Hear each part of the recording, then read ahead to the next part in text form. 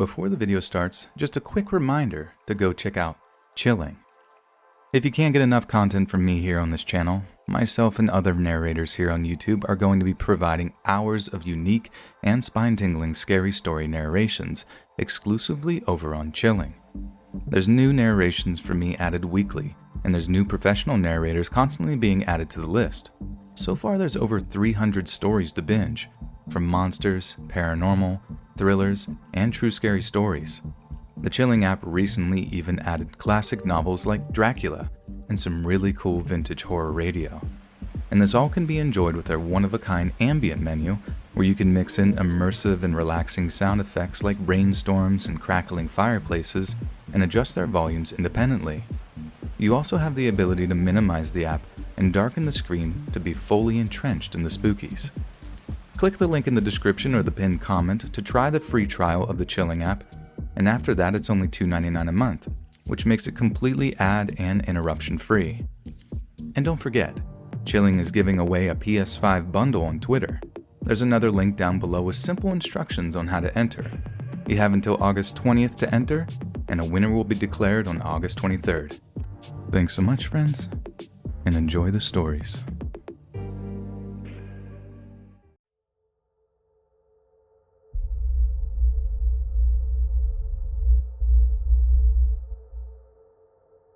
This story happened just a few years back when I was visiting an old friend in Cologne, while at the same time taking advantage of him as a free place to stay for a meeting with my LARP group. For those that don't know what LARP is, it's basically real-life role-playing.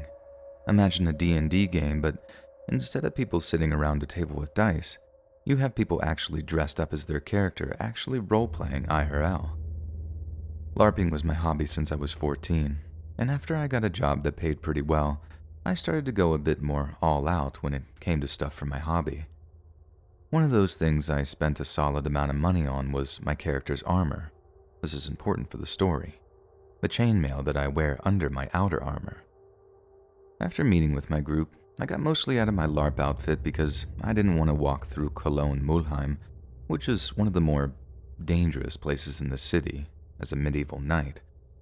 But since I couldn't fit it all in my backpack, I kept my chainmail on, as well as my tunic and pants. On my bus ride home, I noticed some guy seemed to have an eye on me, but I guessed it was because I still looked very out of place. When he got on the same station as me, I didn't really pay him much attention.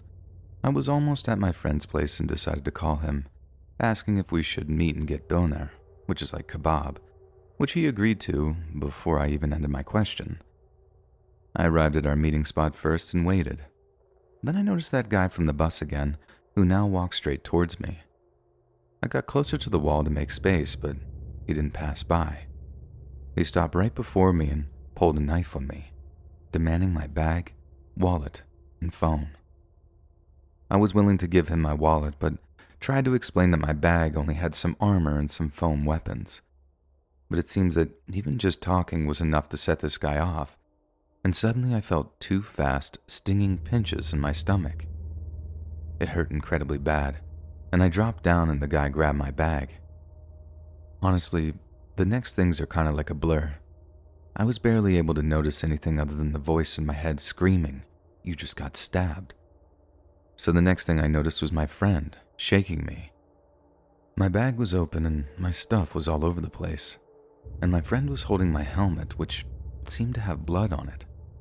As my friend said that he saw the guy throwing my stuff around after the bag was most likely too heavy for him, so my friend, seeing me on the floor, managed to grab the first thing he could, which was the helmet, and bash the guy with it until he ran away. We later checked my stomach, and even though I had two giant deep blue bruises which hurt incredibly bad, I only had two small cuts since the chainmail stopped the knife. Until this day, I get sick to my stomach when I think back on that day, and remember that if I had not worn a piece of my LARP clothing that day, I'd be dead, literally killed over a bag full of costumes, 150 euros in my wallet, and a 10-year-old phone. This world is messed up.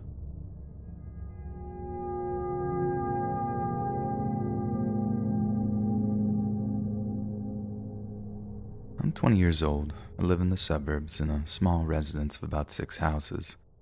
My gate is very, very often broken, including today. That means that 80% of the time it's wide open and everyone can come into the small courtyard. My house has 1 floor. There are 4 bedrooms, including mine, and downstairs there is a guest bedroom which is used as a treatment room because I have a lot of health concerns. And this is where all the equipment, medicines are stored, like morphine and doses that could potentially kill the average person, and this is where the care takes place. Also, I have a dog. I'm very, very close to him. He's wildly connected to me, even to the point of feeling my epileptic seizures before they happen, to recognize the nurses who are arriving. He recognizes them by the sound of their tires when they arrive in the yard. He never barks, except when there's a problem. And finally, a nurse comes about 4 to 5 times a day to give me care at home, including infusions. That morning, like every morning, my nurse arrives at about 8 a.m. For the rest of the story, I'll call her Sandra. She takes care of me as usual. That is to say, with the infusion of my painkiller, she replaces antibiotics that we're infusing, she does a blood test, and replaces the cassette of my morphine pump. We usually chat about everything and nothing all at the same time. She tells me stories about patients and their treatment. My nurses are an integral part of my life. They have looked after me for about 6 years now. She leaves after 40 minutes and says to me, "See you later. I'm sure I'll be a little late, but don't worry." That day, I have a medical appointment in the morning and I'm alone all day because my parents are working. Once back from my meeting, I sit on the sofa with my dog while waiting for my next nurse. After a while, I hear their tire noises. I get up because I think it's the nurse, but my dog started to growl behind the door. I looked at the time, 11:50 a.m. I tell myself that it is a bit early, but sometimes instead of going after, my nurse exchanges me with the patient from before. I hear a knocking, and surprised I go to open it. Usually the nurse just comes in, and I see a young woman standing whom I'd never seen before. She says to me, "Hello. Are you Jason? I'm Camille, a third-year nursing student. Your nurse will be a little late, so she told me to come and start preparing, and then she'll arrive." I'm not wary at all. I'm used to students coming, but I'm just a little surprised that Sandra didn't warn me, because usually she tells me in the morning or sends me a message, and then she never leaves a student alone when it's the first time we meet each other. I tell myself she must have forgotten to tell me. I bring her in and show her the way to the treatment room. I take out the things for treatment while she washes her hands. My dog is acting weird. He growls at her as soon as she approaches me and turns around towards me. I was embarrassed, so I left him in the living room and closed the door to be quiet. I don't really care what she does, I just let her do it while I'm on my phone at the moment. She begins to put the IV on the infusion stand and takes a syringe. Normally, we rinse my central catheter with a syringe of a serum that's already made, and you just have to open the packaging. And there I see it's not a pre-made syringe, but a syringe that she has prepared. I look up and see the ampules for my treatments are intact and have not been opened, yet I did hear the sound of ampules breaking. I'm starting to think this is getting weird. And there she starts to approach me to inject the syringe when I get a message from my nurse. "I'll be there in 5 minutes. Can you start pulling out the materials?" Oh my God. My blood has only run for 1 spin, and I got up and said, I gotta go use the toilet." I ran and locked myself in the downstairs bathroom. The whole time my dog was barking and growling, so I let him into the bathroom with me. I sent a message to my nurse. "There's a Camille here. Your student, don't worry." And then she replied, "Who?" I started crying in the toilet and was really, really scared. Camille came and said, "Is everything okay?" I think she could see that I was staying in there a long time, and I responded, Yes, I'm just taking my time." And then I heard my front door slam. 2 minutes later, I hear it reopen, but I hear my nurse. I came out of the toilet crying. She asked me what happened. I told her about it and showed her the treatment room. We immediately call the police. They arrive. They examine the area, took samples, looked at the syringe, and the rest of what Camille had prepared. The test results were received a few days after receiving the products in the syringe. And in the syringe was some sort of paralytic. She had put a dose that could have paralyzed a man 120 kilos, and I'm only 40. And in the IV, it was a medicine to lower the heart rate, but it was so concentrated it could have stopped anyone's heart. Today, we still don't know who Camille is, and luckily I never heard from her again. I should tell you that she also stole all my opioids, but no other things like my tablet, which was on the bed, or my computer, which was in the living room. In retrospect, I realized that my dog had sensed that this person had ill intentions for me, and I tell myself that I should have watched her because she did say she was just a student, and that my treatments were not what she was preparing. And I keep wondering what would have happened if I hadn't checked my phone.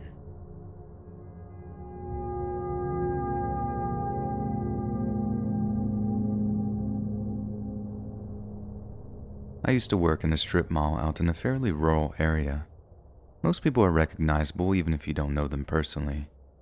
People from out of the area frequently stop on their way through to other towns, so it's not like there are never out-of-towners, just that they might be easy to spot. Like many places, we have a few homeless folks that hang around the shopping center, and they occasionally ask people for change or food. It can be a nuisance, but the folks that worked at the shops kind of kept an eye on them to help them out or to keep track of how they're doing.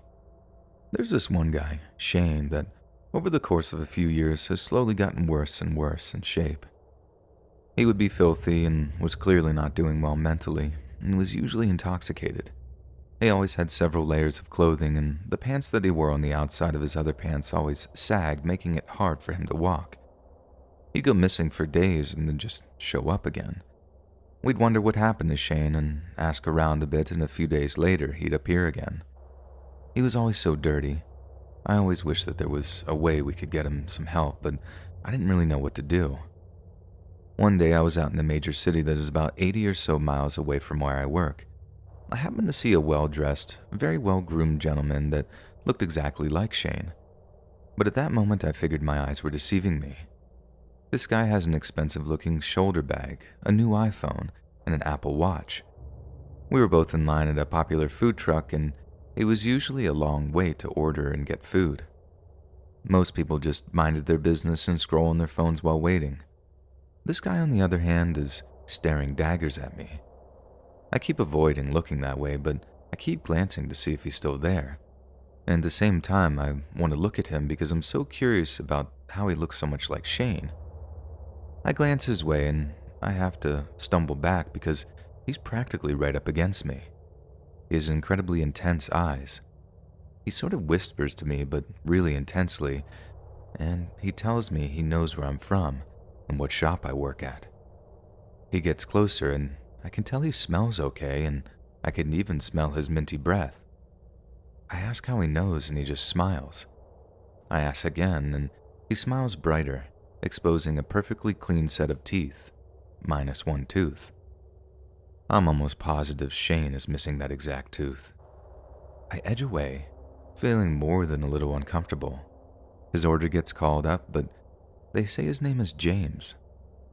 The next few days I don't see Shane anywhere around the shopping center, and I ask around and no one had seen him for a few days. Someone says that he hopes he's okay. Another person shrugs and says that they wish they could do something to help him. The next day, here he is, filthy as ever, grimy teeth, dirty fingernails, and wearing all of his layers. He sits on the curb outside my shop and asks people for change. I decide to venture out and confront him. I'm 100% sure it's him, but I don't understand how he could get so filthy and smelly in such a short period of time. I ask him if he was in the city, and he looks at me through bloodshot eyes and mumbles that he'll kill me if I tell anyone. This takes me aback, and I look at him puzzled. He slurs again that he'll kill me if I tell anyone, and that he's not actually homeless. He starts to get worked up, and I ended up calling the police because I didn't know what to do at that point. I didn't know what he was capable of. And he just wandered off. And thankfully, I haven't seen him since.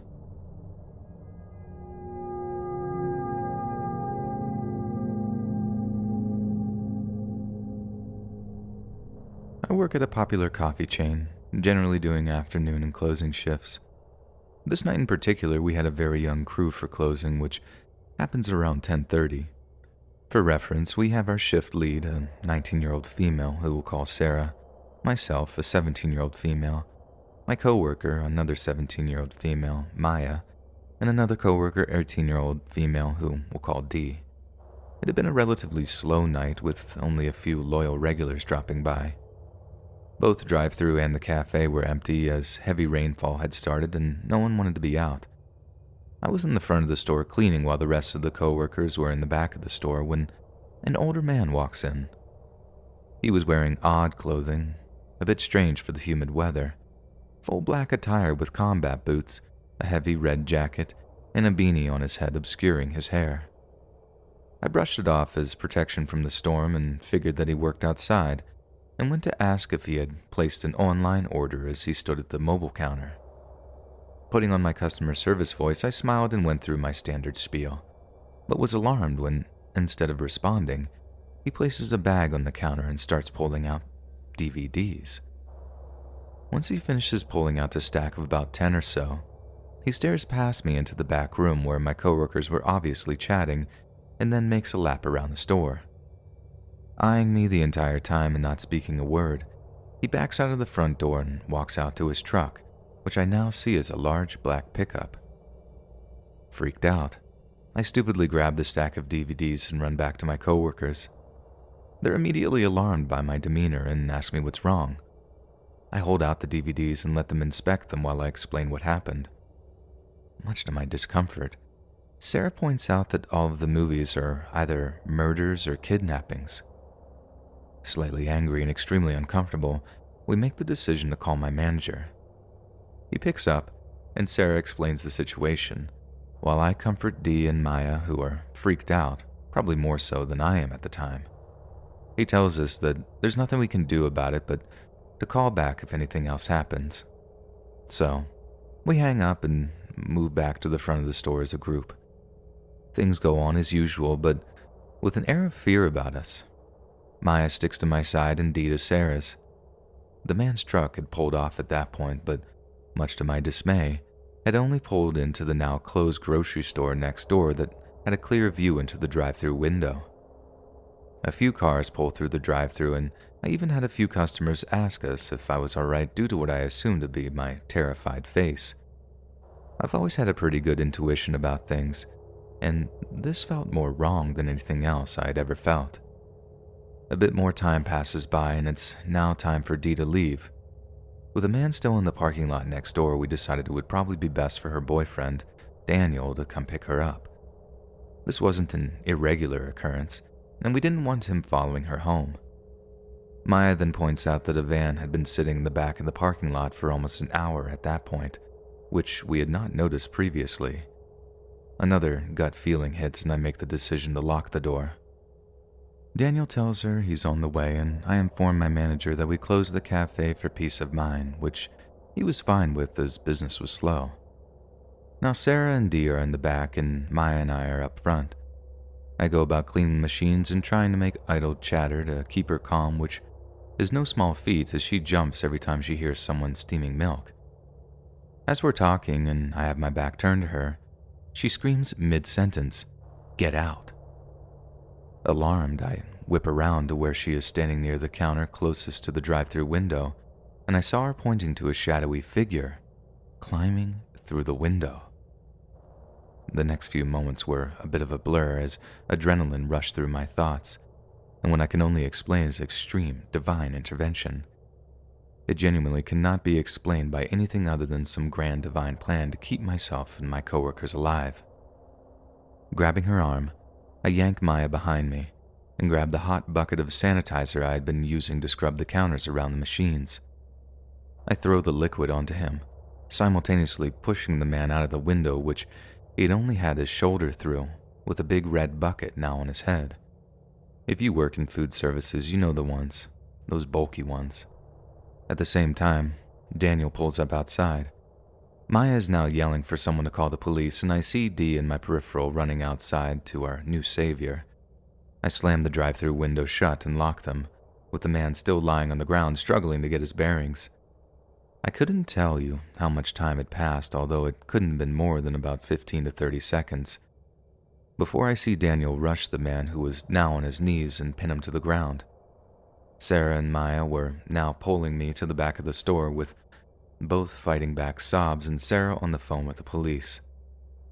Thankfully, we have some awesome regulars who are also deputies that arrived within 5 minutes of our call and arrested this man. The aftermath was messy, but they eventually pinned him as a member of a local trafficking ring that had been caught years prior and let out on bail.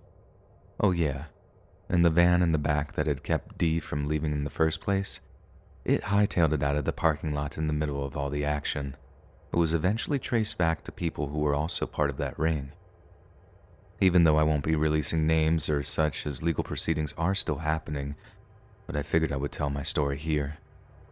I still work there and am very grateful for Daniel, who very well could have saved all of our lives in that moment.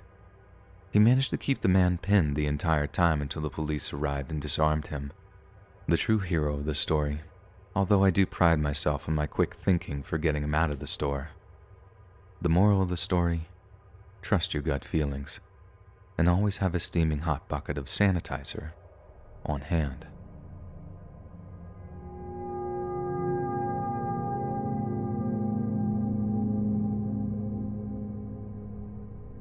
Another good old story from South Africa. As people from there know, there's a lot of game farms and lodges, especially around the area of Kruger National Park. This incident took place on a very tranquil 4-star game farm close to the southern tip of the above-mentioned Kruger National Park. We have frequented the lodge often over the 5 years before this incident, as it was a favorite with me and my wife. At the time, she was my girlfriend. The lodge had a very nice central area with a pool and restaurant, and then the tented chalets were spread out around, with the furthest one about 1 kilometer from the restaurant. The chalets were very private and set up in the bush, so you could not see the one next over, and could only hear your neighbors if they were very loud. Sadly, the lodge has fallen on hard times and has gone backwards a bit. The weekend this incident took place, only 2 of the 25-plus units were occupied for the Friday night, and we were the only ones there for that Saturday evening. It made me feel a little uneasy. To make matters worse, the lodge/farm manager came by on Saturday morning saying he's leaving the farm for the weekend, if we need anything to just help ourselves in the restaurant's fridges and leave a note that we can settle the bill the next week. Sure, no problem. We have the pool and jacuzzi all for ourselves. We left to go for a visit to the KNP after the manager left and stayed out most of the day. We got back at around 3 p.m., and as we got out of the car, I suddenly got goosebumps. It was 35 degrees Celsius, which was over 100 degrees Fahrenheit, so I definitely didn't get cold. As we approached the chalet, we parked about 150 meters from the chalet and had a little path we walked down. As we approached the chalet, I noticed big shoe prints over me and my girlfriend's prints from this morning, and this seriously put me on edge. I approached the chalet and noticed the prints turn around and walk back the way they came. Everything seemed in order at the chalet. We went for a swim and a bit of a game drive around the farm and returned at around 5:30. Started to make the fire, barbecue the meat, and prepare some other food.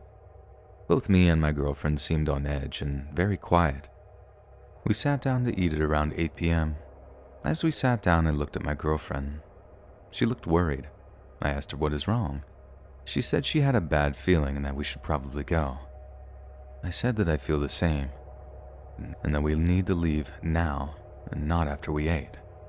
We chucked our food in the cooler, grabbed our bags, and ran to the car, jumped in and almost raced out of there.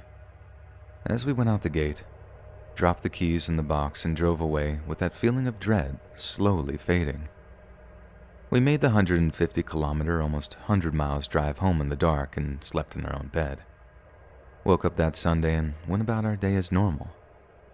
At about 4 p.m. that afternoon, my phone rings and I see it's the number for the lodge manager. I answer and he frantically asks if we're okay. I say, yeah, why? He starts explaining and I get ice cold. Apparently the lodge was broken into and ransacked the Saturday night. They took everything of value and what they could not take they destroyed. It was a group of 5 men that did it. Apparently there was evidence that they had ransacked a chalet as well. Only one. The one my girlfriend and I was booked in. The one we would have been sleeping in had we not left so abruptly the previous night. So it means they were watching us. The lodge had cameras, but the chalets did not. And we left just after 8 p.m., probably at about 8:10 when we had everything in the car and started driving.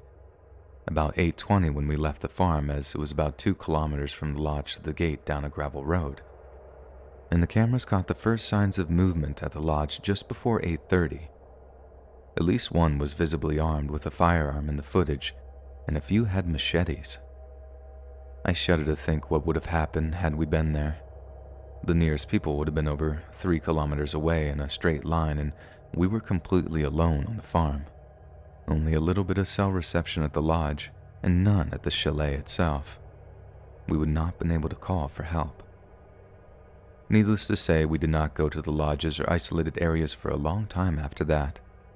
And sadly, the lodge and farm went under not long after, and I saw ads that it was being sold on bank auction. That incident had shocked both of us a bit, and we vowed to always trust our instincts and intuitions, and to tell each other if something felt off. We both have had that uneasy feeling since about 3 that afternoon when we came back, and the reason neither of us said anything was because we did not want to spoil the weekend for the other.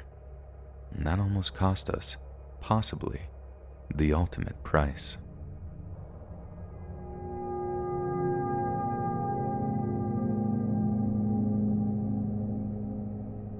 So, I'm a young doctor working in a urology clinic. I see this guy in his 50s. There was just something off about him, something slimy. I don't think much of it and do my job. His main complaint was ED. Now, I'm new and inexperienced, so I help him thoroughly. Read maybe a bit too thoroughly. This would include extensive questioning about his intimate life, physical examination of his external stuff, and a digital examination, if you know what I mean. Bloods, the whole 9 yards. Now, I try to make my patients comfortable. It's not always easy for an older guy to talk about his junk to a stranger, so I make an effort to chat with them, make a few jokes, make them feel special, stuff like that. And I do it with this guy also. I prescribe a PDE 5I and give him a follow-up date to come and discuss the results of his blood work. Skip to 2 weeks later, I'm in the clinic again and I pull the file of this guy, Mr. Smith. Now, Mr. Smith comes in my consultation room and comes and sits next to me. The room is faced in such a way that I'm behind a table, but his chair is right next to my chair on the same side of the table. I know, right? Public hospitals. He shoves his stool closely next to mine and sits facing me, his legs wide apart, and he starts. You know, doctor, I'm so glad you got my file today. I missed you. Well, how are you, Mr. Smith? He ignores my question. You know, I'm glad it's you because the other doctor working here, I think he's one of those gays. And we don't like gays, do we, doctor? He touches my leg. Do we, doctor? I don't really know what to make of this, but I take his hand off my leg and continue. Mr. Smith, how are those tablets working for you? He giggles. Wouldn't you like to know? You know, I love how personal you get with me. I even get a funny clip on my phone the other day that reminded me of us, and I promised myself I would show it to you. He takes out his phone and starts scrolling through clips. Oh, this isn't the one, but it's funny too. He holds the phone eagerly to my face. It's a clip about a guy drawing a palm tree, but then as he keeps drawing it, it turns into a male's member, and the coconuts is, you can guess what, and the palm leaves is, well, you can keep guessing. There's a couple sketches like that. Mr. Smith, let's just get on with it, okay? No, Doctor, please. Just that one clip. You were so friendly last time. I like you too. He scrolls further, then his little eyes light up. Here it is, Doctor. This is the one. Very funny. Oh, it reminds me so much of us. He eagerly holds the phone to my face. The clip starts with a huge white guy. He's just standing there, nude. I think, okay, this may still be funny. So you hear a door open and in comes another massive man in a doctor's outfit. So, you were the patient, he says. Yes, doctor, the naked man answers. Lie down, the doctor says. So the naked man lies down. I'm still waiting for the punchline. The huge doctor starts examining the naked man and he accidentally touches the naked man's crotch. Nice wiener, he comments. Why, thank you, says the patient. Something starts feeling horribly wrong to me. I look at Mr. Smith. He is eagerly holding the phone in my face, but he isn't looking at it. He's looking at me, almost giddy, smiling from ear to ear, childlike excitement in his eyes. Mr. Smith, why would you think I'd want to see this? No, doctor, just keep watching. It gets better. It's us. The last thing I saw before forcefully removing the phone from his hand and shutting off the clip was the doctor starting to give the patient, well, I won't go into details, but this was essentially smut. I rushed through the consultation, dismissed Mr. Smith, and then I got up, walked out of the clinic across to the other side of the hospital. I went and stood on the landing pad of the helicopter and freaked out. I thought, no, I'm overreacting. I'm just taking it badly because I was touched as a kid, I thought. It was just a pass he made. Anybody can make a pass at anybody, right? Right? It's normal. I'm saying things to myself as I'm standing there sobbing like a 6-year-old child. So after I pulled myself together, I went to the trauma unit next to the landing pad. The clinic could wait a few minutes and told the story to the doctors on call there as a joke, like it's just a funny anecdote. But nobody laughs. They look horrified. They keep asking me if I'm okay, if they could maybe make me some coffee or something. And that's the only reason I knew what happened to me was unacceptable. How messed up is that? Mr. Smith came a few times again, but I made a point of never taking his file. To hell with him. And then, apparently I blocked this whole thing out until I wrote another story the other day, and it all came flooding back in. I do want to clarify that I don't have a problem with people of that orientation, but I do feel that it was wildly inappropriate for him to do that.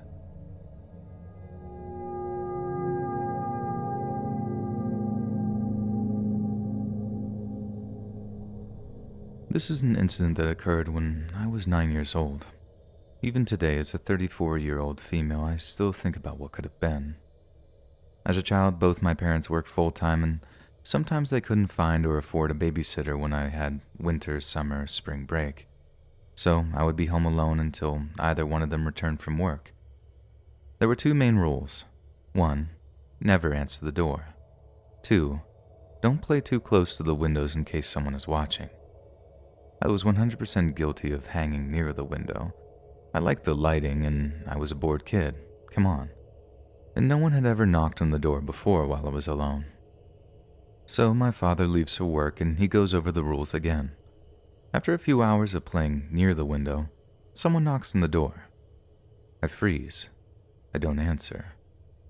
They knock again. At this point in my little mind, I'm thinking it has to be someone I know if they're knocking twice. So I answer. I open the door and there is an intimidating woman with a clipboard, wearing a hat with an American flag on it. Very official looking to a child. She asks how old I am. I lie and say I'm 12. She says that she's from some institution that I can't remember. She tells me, "You're a liar. You're home alone and it's illegal. You have to come with me now. Let's go." I start crying very loudly because I'm scared to get my parents in trouble, and after all, this woman is an adult. She must be right, right? And I almost went with her. I started crying even louder. A neighbor made a noise in our complex, and the lady all of a sudden tells me, "Never mind, it's okay. You don't have to come with me. Shh." She hurried off. At the time, my parents weren't doing well financially, so I didn't have a landline. Cell phones? Not in 1996. Couldn't call my family, couldn't call 911. I waited all day for my dad to come home. I am assuming that she knew I was alone because she had been watching me. I never really spoke on the incident because I felt like it was my fault for breaking the rules. And I often think about how lucky I am that I didn't leave with her.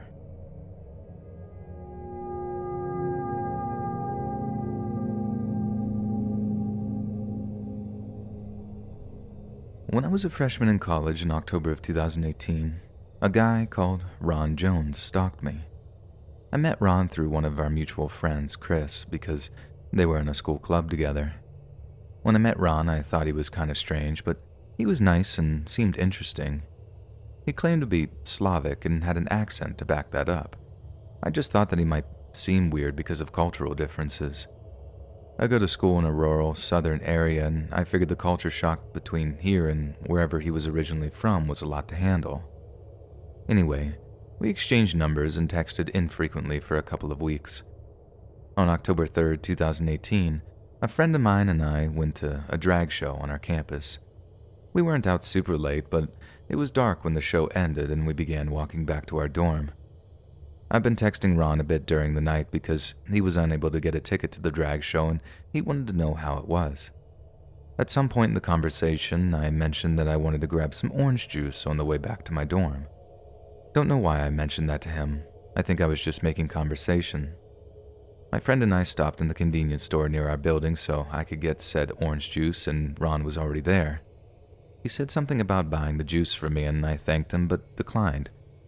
He got kind of mad and started to walk away, which was odd to me, but I let it go. My friend and I walked out of the store and saw that he was standing outside. Our dorm was actually right across from the building the convenience store was in, so he saw us enter the building. My friend and I parted ways and I walked up to my room, which was on the second floor of the building facing the convenience store. I kicked myself for doing this now, but I went to my window, opened it, and yelled down to Ron when I saw that he was still standing there. I apologized for declining his offer to buy the juice for me because I felt like I had been rude. Guilty conscience, I guess. He stood below my window and started talking to me about random stuff, and at one point he said something that was odd. He was like, "Can I flirt with you? I enjoy doing that." And I just laughed and said, okay. Because I had no clue how to respond to that, and I just figured he was a flirtatious person. Stupid, I know. But that's not the dumbest thing I did. I ended up going outside to sit and talk to Ron for a little bit because I felt bad for being rude earlier. As if declining someone's offer to buy you something is rude. I don't know what I was thinking. While we were outside, he didn't say anything of note and he was acting pretty normal. It got cold out, so he asked if we could go inside to talk, and I said sure. At this point in the year, I'd had several guy friends over to my room just to do work and chat, so I didn't see an issue with it, and things started out normally, but they quickly got scary. Out of nowhere, Ron basically turned into a different person when we were alone in my room. He stopped blinking, he held eye contact super intensely, and he was laughing in this really low, creepy way. On top of that, his Slavic accent disappeared. That's when he told me he had lied about being Slavic, and that he's native to our state that the college is in. He got increasingly more creepy, and there was nothing I could do about it because I had a single room my freshman year. At one point he grabbed me in a hug and wouldn't let me go until I said, "Let go of me right now," 3 times or so. He told me he'd done a lot of bad things and that if I wanted to put him in jail, he could give me the names of people who have evidence against him.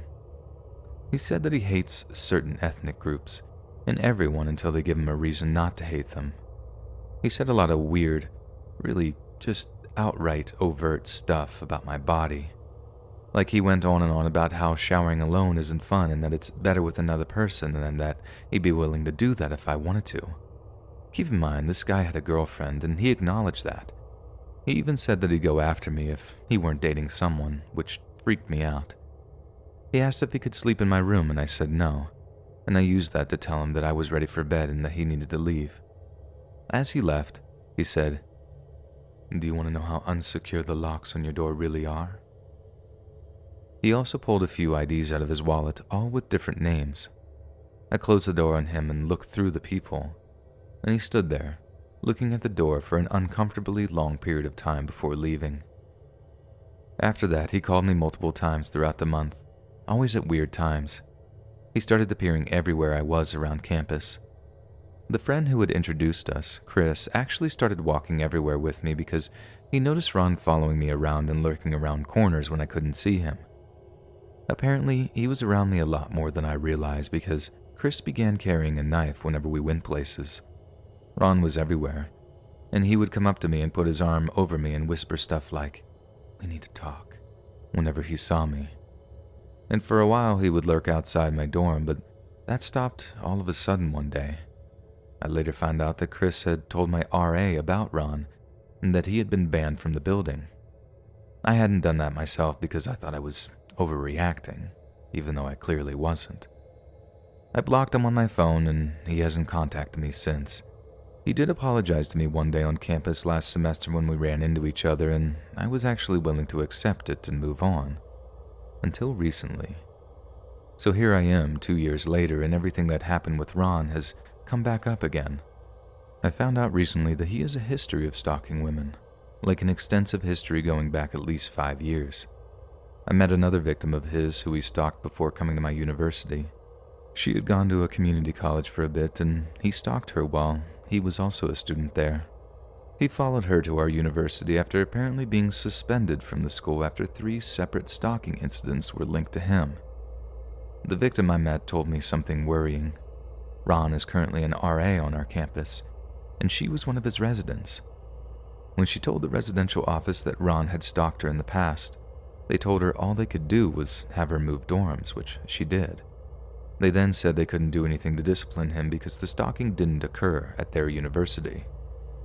She and I both reported our experiences with him to the residential office, who then tipped off the campus police, who then spoke to the dean of students. The thing is, though, when I gave his name to the residential office, they had no idea who I was talking about. He'd given me a fake first and last name, and I had to do a lot of searching to find out his real name. I knew he was sketchy when I saw the 4 separate IDs in his wallet, and I didn't ever think he'd give me a fake name when I'd met him. After talking to residential living, I talked to the police. When I talked to the police, they didn't seem to care about what I had to say. Actually, the officer I spoke to talked over me while I explained the times he followed me and said that he'd heard all he needed to hear. I spoke to the dean of students, who asked me some clarifying questions about the police report he'd received. The police had mixed up several details in my story with the stories of other victims. Apparently more people than just myself and the girl I had met have come forward with information about this person. There are even reports that he got physical with 2 separate people before coming to this university. Last week, I saw him on campus. He's still an RA, even though multiple women have spoken to higher-ups about his behavior. If I hear from him, I'm issuing a no-contact order to ensure that he stays away from me. Right now, though, that feels like too much of a hassle because we're all going home for a 2-month break due to COVID education anyways. And that's kind of it. It's anticlimactic and there's no sense of justice in all of this. But hopefully this story teaches all of you to stay on your toes and not to think you're overreacting when someone is being sketchy.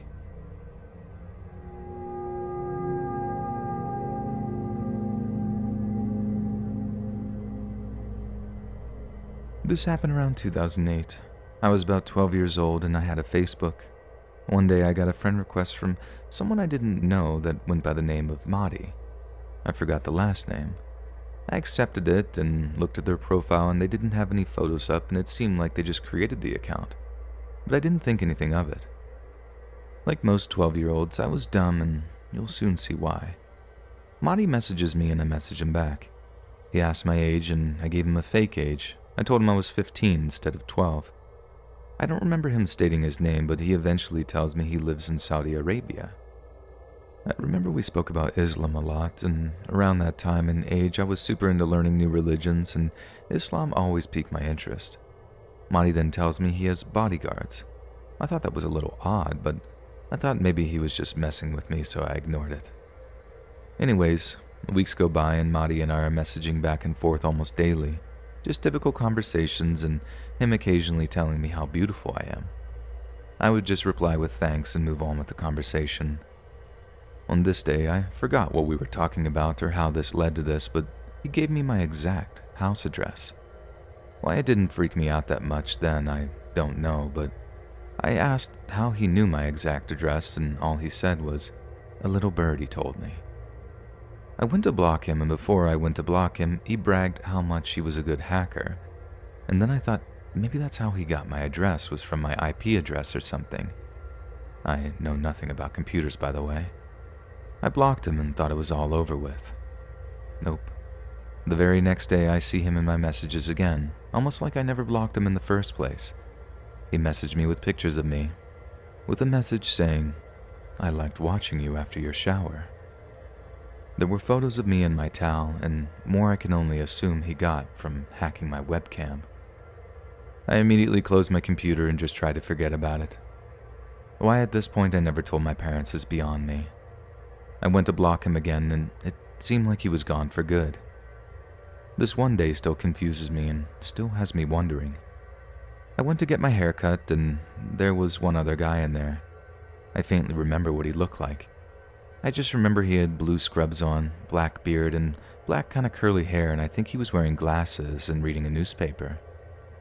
We made eye contact, and when he saw me, he looked shocked and quickly held the newspaper closer to his face, and from time to time would peek behind it to see me. When I saw him, a thought came into my mind saying, "That's Mahdi." But I was like, how could it be him? He's apparently all the way in Saudi Arabia. I dismissed that thought and just got my hair cut. The next day I log into Facebook in the school library, and Mahdi somehow became unblocked and messaged me again and said, "Nice haircut. You were cute." Mind you, I didn't post any photos of me after that haircut, and I never posted anything on my Facebook saying I got one. I asked him how he knew I got a haircut, and he replied, "A little birdie told me." I don't really remember what happened after that. I just remember that was the last time I heard from him. Still to this day, I often wonder if he was stalking me in real life and through that webcam. And still to this day, I don't use Facebook or any social media besides Reddit because of Mahdi. It just makes me wonder if he ever actually stopped watching me.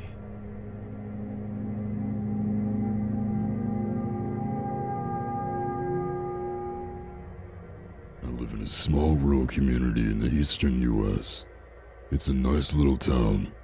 Small town life isn't as dull and uneventful as people think, especially since everybody knows somebody who knows somebody. I have a lot of stories to share, but since this one just happened, I'll start here. Because it's still very recent, and the investigation is still ongoing, I have to be vague with some details. I'm single and I live alone. I've moved twice, but that's a story for another time. However, it's relevant to this story for multiple reasons. The first reason being that I have a dog for the sake of protection. The second reason being the location of my home, which is literally down the street from the fire department and a couple blocks from the police station. However, next to the fire department is the road department, which is basically a parking lot where they park their road equipment and empty garbage trucks at night and on weekends. Oddly, it doesn't have a security camera. Small town life, I suppose. My house sits on a hill with a good view of that side of the street. Due to the incline, the large trees in the front yard, and the half cornfield on the property next to me, most people on the street below wouldn't notice me in the backyard unless they were actively looking. However, I can see the street clearly. This incident happened Saturday evening. The county was holding its annual Independence Day event with a community barbecue. music, fireworks, etc. I didn't attend because it's just not my thing. Plus, I have a dog, and the sound of fireworks could be traumatizing for her. Before the big show, I took my dog out to relieve herself in the backyard. There was still at least an hour of daylight, but the entire neighborhood was pretty quiet. So when an unfamiliar white pickup truck drove slowly down the street, I noticed. It must have turned around at the end of the street, because I saw it again, moving in the opposite direction, only about 20 seconds later. This time, it turned into the parking lot of the road department. Now, people have been known to toss things into the empty garbage trucks, usually at night to avoid getting caught, because they don't want to, or are unable to make the trip to the landfill themselves. The driver was a somewhat stocky guy of an average height.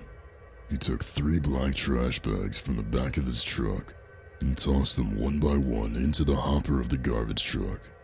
I swear I'm not one of those meddling rear window types who always thinks activity is suspicious and that their neighbors are up to no good.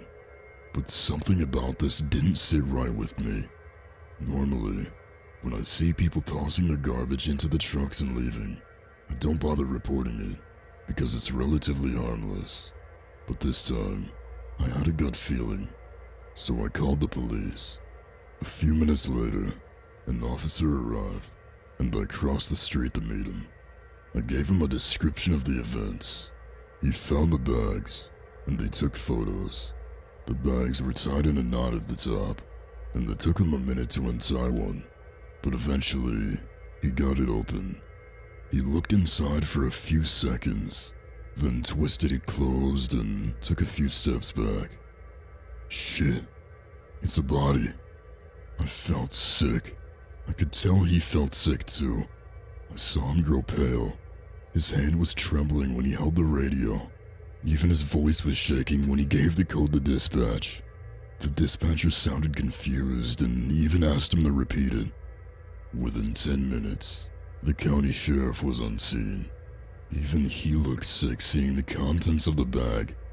The coroner arrived about 10 minutes after that, and the first officer walked me back to my house, along with another one who arrived at the same time as the coroner.